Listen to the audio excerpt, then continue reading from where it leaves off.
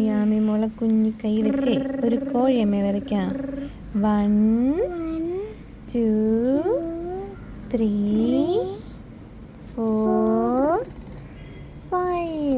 5 വിരലുണ്ടല്ലേ?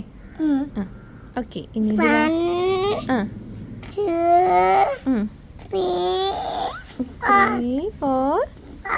5. Okay, കോഴിയമ്മ വരയ്ക്കാം. ഇനി നമുക്ക് ഇവിടെ ഇങ്ങനെ വരയ്ക്കാം. കോഴിയമ്മ വരയ്ക്കാം. കോഴിയമ്മയുടെ കണ്ണ്, കോഴിയമ്മയുടെ ചുണ്ട്, കോഴിയമ്മയുടെ വാല. അതാണ് കോഴിയമ്മ.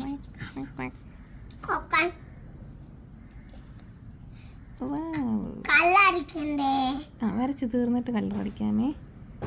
കോഴിയമ്മേല് കാല് വരയ്ക്കാമേ.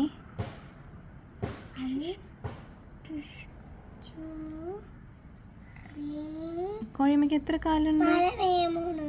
മഴയോ? അയ്യോ, കോഴിയമ്മയ്ക്ക് എത്ര കാലുണ്ട്? ഒന്നേ ഉള്ളോ?